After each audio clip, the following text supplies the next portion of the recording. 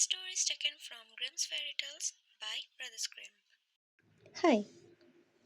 Continuing the story The Golden Bird from last time, what we know is the young man sat himself down on the fox's tail and went to the castle. Before the castle gate, all was as the fox had said.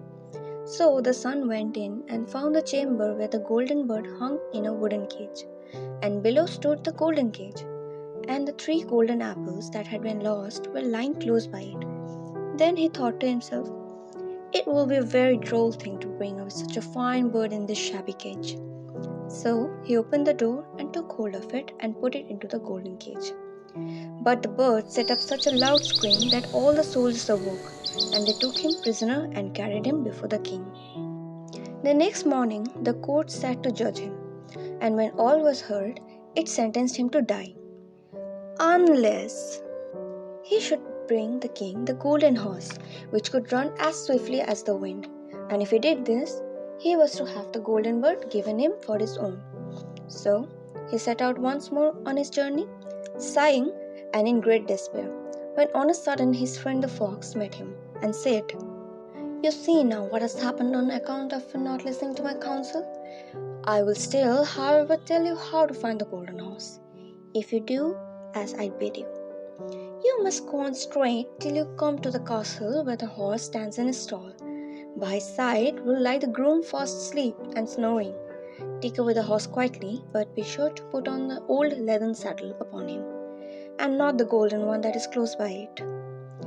Then the son sat down on the fox's tail, and away they went over stock and stone, till their hair whistled in the wind.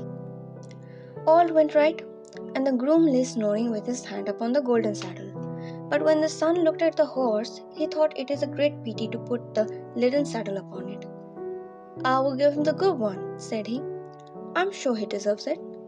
As he took up the golden saddle, the groom awoke and cried out so loud that all the guards ran in and took him prisoner. And in the morning, he was again brought before the court to be judged, and he was sentenced to die. But it was agreed that if he could bring thither the beautiful princess, he should live, and have the bird and the horse given him for his own. Then he went his way very sorrowful. But the old fox came and said, "Why did you not listen to me? If you had, you would have carried away both the bird and the horse. Yet, but once I will give you counsel. Go straight on, and in the evening you will arrive at a castle. At 12 o'clock at night, the princess goes to the bathing house. Go up to her and give her a kiss, and she will let you lead her away. But take care, for you do not have to suffer her to go and take leave of her father and mother." Then the fox stretched out his tail, and so away they went over stock and stone, till their hair whistled again. As they came to the castle, all was as the fox had said, and at 12 o'clock the young man met the princess going to the bath and gave her the kiss, and she agreed to run away with him, but begged with many tears that he would let her take leave of her father. At first he refused, but she wept still more and more, and fell at his feet, till at last he consented. But the moment she came to her father's house, the guards awoke and he was taken prisoner again.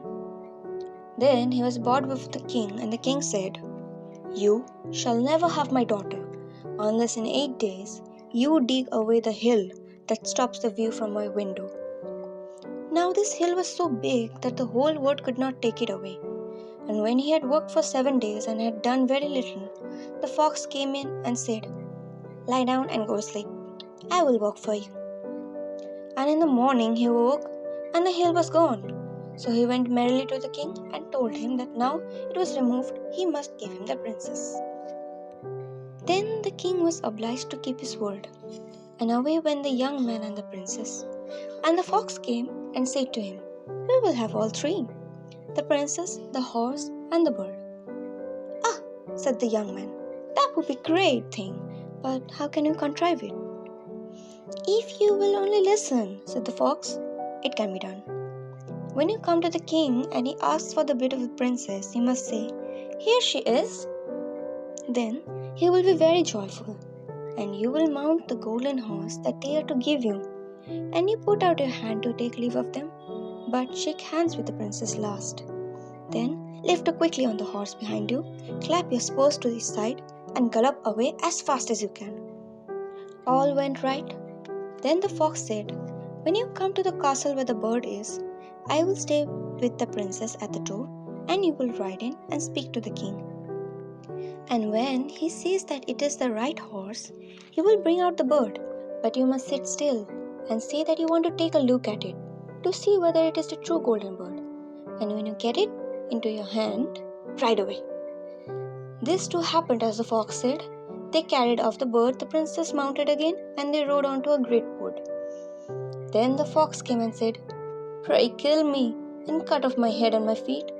But the young man refused to do it. So the fox said, "I will at any rate give you good counsel. So beware of two things. Ransom no one from the gallows, and sit down by the side of no river." Then away he went. Well, thought the young man, it is no hard matter to keep that advice. He rode on with the princess till at last he came to the village where he had left his two brothers. And there he heard a great noise and uproar. And when he asked what was the matter, the people said, "Two men are going to be hanged." As he came nearer, he saw that the two men were his brothers, who had turned to robbers. So he said, "Cannot they in any way be saved?" But the people said no, unless he would bestow all his money upon the rascals and buy their liberty. Then he did not stay to think about the matter, but paid what was asked, and his brothers were given up, and went on with him towards their home. And as they came to the wood where the fox first met them, it was so cool and pleasant that the two brothers said, Brother, let us sit down by the side of the river and rest a while to eat and drink." So the younger brother said, "Yes," and forgot the fox's counsel, and sat down on the side of the river. And while he suspected nothing, they came behind and threw him down the bank, and took the princess, the horse, and the bird, and went home to the king their master, and said, "All this we have won by our labor." Then there was great rejoicing made. But the horse would not eat, the bird would not sing, and the princess wept. The youngest son fell to the bottom of the river's bed. Luckily, it was nearly dry, but his bones were almost broken, and the bank was so steep that he could not find no way to get out. Then the old fox came once more and scolded him for not following his advice. Otherwise, no evil would have befallen him. "Yet," said he, "I cannot leave you here. So lay hold of my tail and hold fast." Then he pulled him out of the river and said to him as he got upon the bank, "Your brothers have set watch to kill you, so if they find you in the kingdom, you're done for." So he dressed himself as a poor man and came secretly to the king's court, and was hardly within the doors when the horse began to eat, and the bird began to sing, and the princess left off weeping. Then he went to the king and told him all his brothers' roguery, and they were seized and punished, and he had the princess given to him again, and after the king's death he was an heir to his kingdom. A long while after, he went to walk one day in the wood, and the old fox met him, and he besought him with tears in his eyes to kill him, and cut off his head and feet. And at last he did so, and in a moment the fox was changed into a man, and turned out to be the brother of the princess, who had been lost a great many years. Hey, so this was the story, The Golden Bird. Hey, so if you like this story, do share it with your friends, and maybe in the next one I'll tell Rapunzel or many other famous tales. Till then, bye bye.